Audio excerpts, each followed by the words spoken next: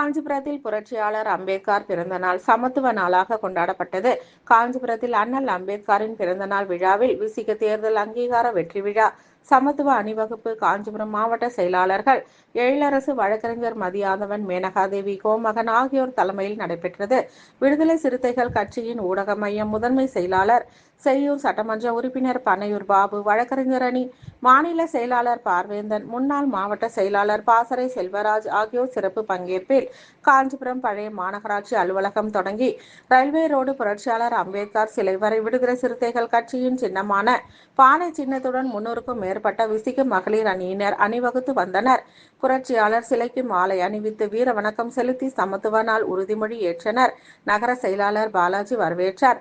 நகர பொருளாளர் வினோத்குமார் நன்றி கூறினார். 1000க்கும் மேற்பட்டோர் பங்கேற்ற சமத்துவ அணிவகுப்பில் கட்சியின் மண்டல துணை செயலாளர் சேகர், மாவட்ட துணை செயலாளர் திருமாதாசன், ஸ்டான்லி, இந்திரா, அம்பேத்கர் வளவன், மாமன்ற உறுப்பினர் கௌதமி, ஒன்றிய குழு உறுப்பினர் ரேகா, மகளிர் அணி நிர்வாகிகள் ஜாய்ஸ், துர்கா, ஜமுனா, கலைவாணி, கல்பனா, ஜீவிதா, லோகா, சபிதா ஆகியோர் பங்கேற்றனர்.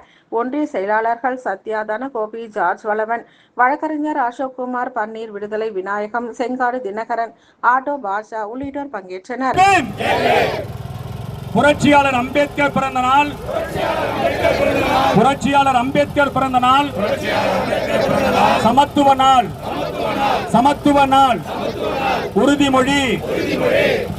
மாமனிதர் பேராசான் கௌதம புத்தரின் கோட்பாட்டு வழியில் அவரது கொள்கை வாரிசான 20ஆம் நூற்றாண்டில் தோன்றிய புரட்சியாளர் அம்பேத்கர் அவர்கள் இம்மண்ணில் சமத்துவத்தை வென்றெடுக்க தன் வாழ்நாளை முழுமையாக ஒப்படைத்துக் கொண்டார். அவர் தனது பேரறிவு, பேராற்றலின் மூலம் நமக்கு வழங்கிய இந்திய அரசியலமைப்பு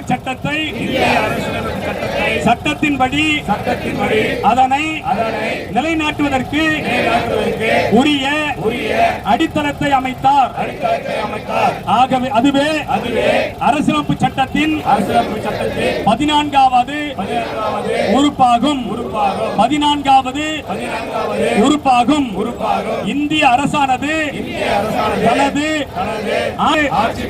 சட்டத்தின் முன் சமத்துவத்தையும் சட்டங்கள் அளிக்கும் பாதுகாப்பில் சமத்துவத்தையும் எவர் ஒருவருக்கும் மறுத்தல் ஆகாது. இதுதான் அரசியலமைப்பு சட்டம்.